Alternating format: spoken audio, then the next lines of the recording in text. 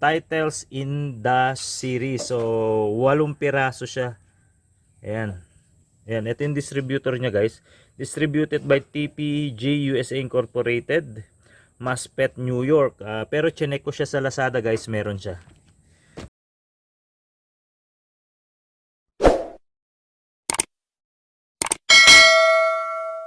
Ito guys, mabibili ito sa Lazada. Chinek ko na sa Lazada. Pero itong book na ito ay in-sponsor sa anak ko ni Mama Jo.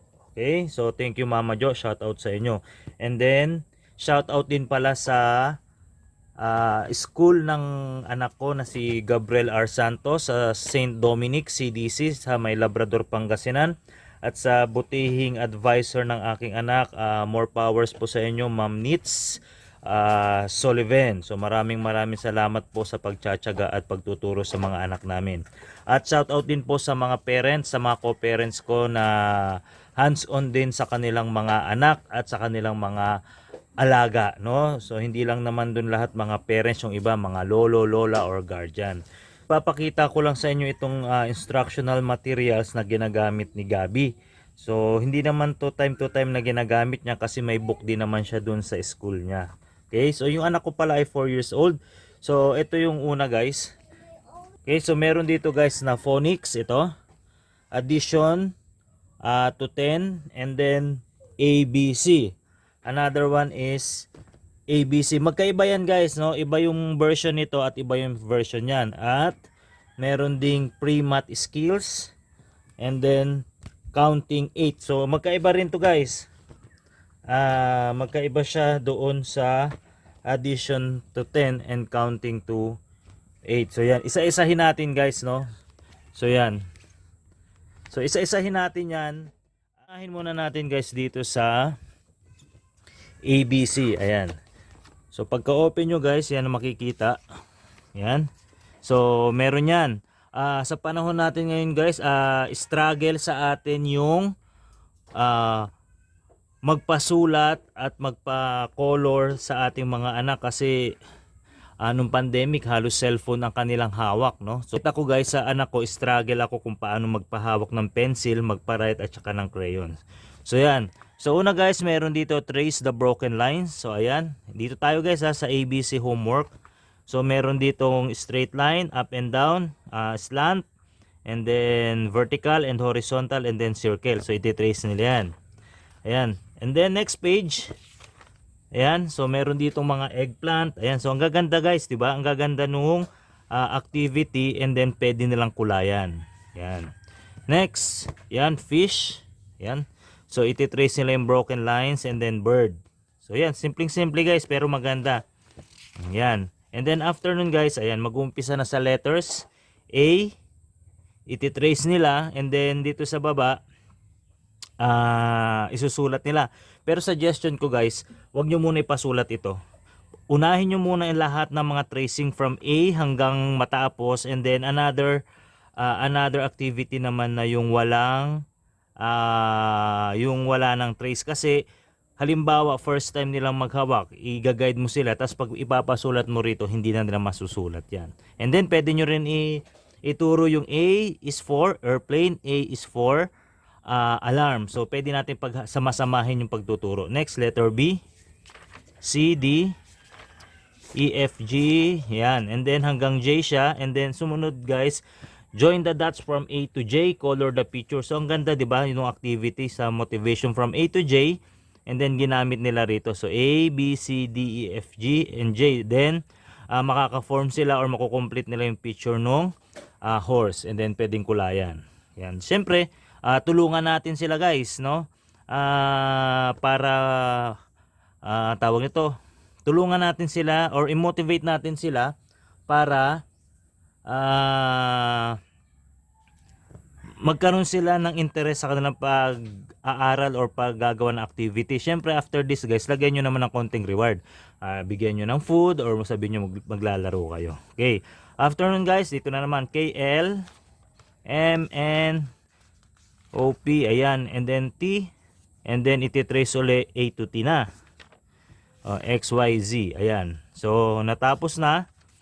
Ayan, no. So, yun nga guys, suggestion ko sa inyo, kapag natapos na nila itong hanggang letter Z, kumbaga, kayang-kaya na nila mag-trace ng sarili nila, tsaka na natin ito pasagutan, no. Itong sila na lang. Okay? And then, next is, this one, no, meron from A to Z. So, katulad nung ginagawa ko minsan, pasulat mo yan, and then, pabasa mo sa kanila kung naintindihan nila yung letter na yan. Okay? So yun. So then ito sa likod guys, magsusulat na sila from A to Z. Okay? So pwede naman natin paghalo-haluin. Halimbawa, activity natin dito isang activity sa ABC, and then proceed naman tayo dito sa pre-math skills. Ganun naman guys sa sa preschool. Hindi naman buong araw math lang buong araw reading. Okay? Next, itong pre-math skills. Bilisan lang natin. Ayan, so ayan. Read aloud the words, color the picture. So big and small, big and small. So draw a line, so i-connect nila yan. So sa age nilang 3 up, 3, 4, 5, 6, madaling-madali na sa kanila sa big and small. So i-guide lang natin sa kanila.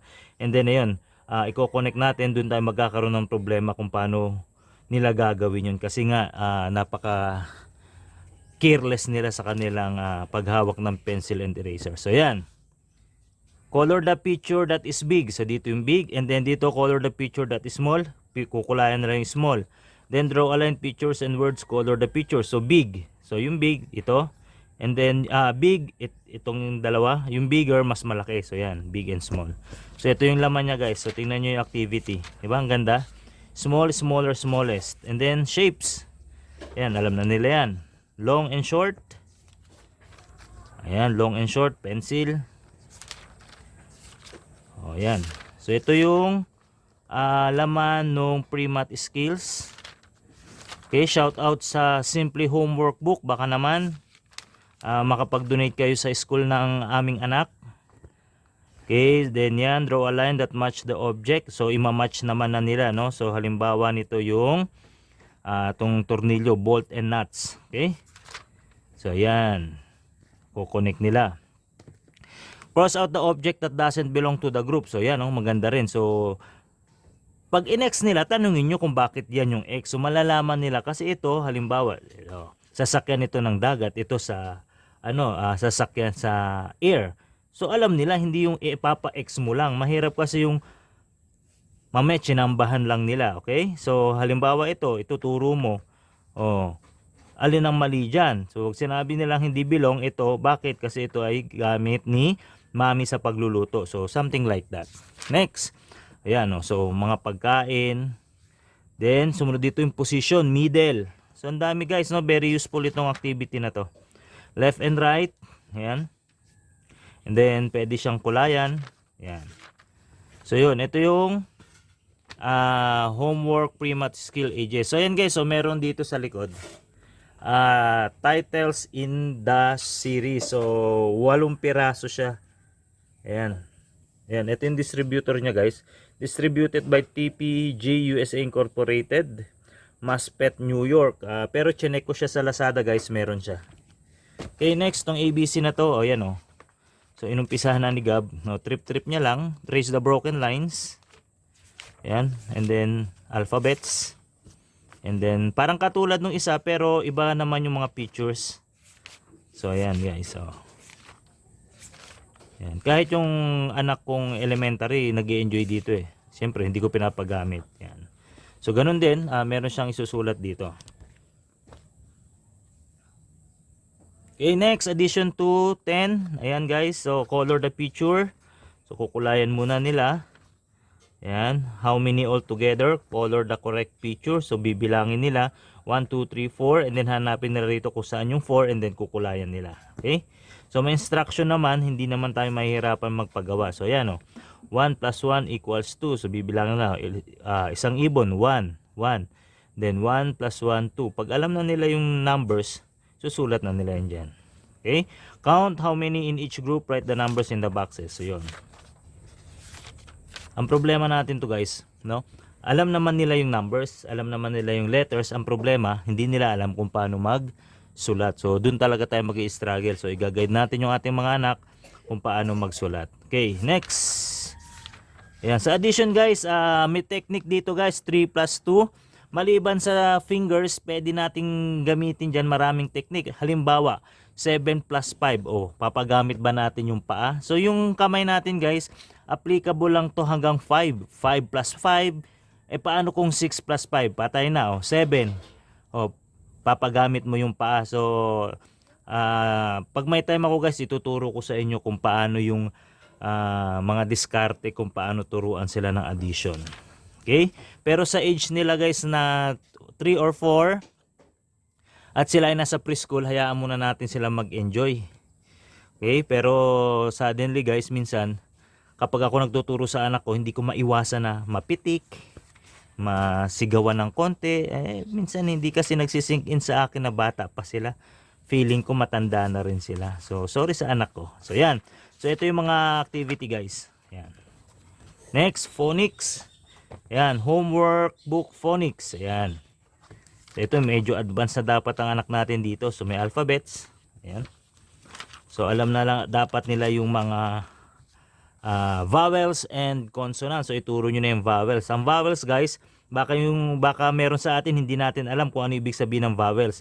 Ang vowels ay A, E, I, O, U, and then the rest of the alphabets are the consonants. Okay. So ito, say the sound of the letter, match each word with the correct picture, color the picture. So ganito guys, so, hindi sila marunong magbasa, pero alam nila kung alin dyan yung apple. So ang gagawin natin, tayo magbabasa. Number 1 is apple. So nasaan yung apple dyan anak? So i-connect yan like this. So angel. So pag sinabi natin tong word at nakita nila yung picture, alam na nila yan dahil aware naman sila sa picture. Okay? So yan, A, B, C, D, E, F. Ayan. Then, color the pictures with its beginning letter. So, advance na ito guys. Okay? So, pero kayang-kaya yan ng ganong edad. Okay, shout out kay Teacher Jane. Teacher Jane, baka naman pwede mo itong panood sa mga parents mo at sinipag-sipag sila. Pwede mong ito ipabili. Next, and the last one is counting 8. So, ayan. Count and say how many. 3. So, 1. Ayan, 1. Then 3, 1, 2, 3. So yun, ganun lang yung mga activity nito. So ito pinasagutan ko na kay Gabi nung isang araw. Pinabilang ko sa kanya. Ayan. So ganyan na nangyari guys. So hindi talaga nila kaya gumawa ng straight line. At kung saan-saan pa, puro laro. And then yan. So alam niya na bilangin, and then alam niya na yung letters. Ang problema lang yung pag-draw ng circle. Yan. Okay, so yan, ginawa na namin activity. So yun. Then ito, more than ano na to, 11 to 20 na to guys.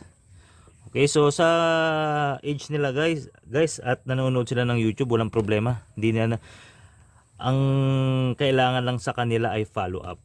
Okay? So shout out sa mga magulang sa San Vicente Kindergarten School sa Quezon City. So malaking tulong po to sa inyo. So thank you guys. Thank you for watching. Ingat po tayo lagi and stay safe. God bless and bye-bye.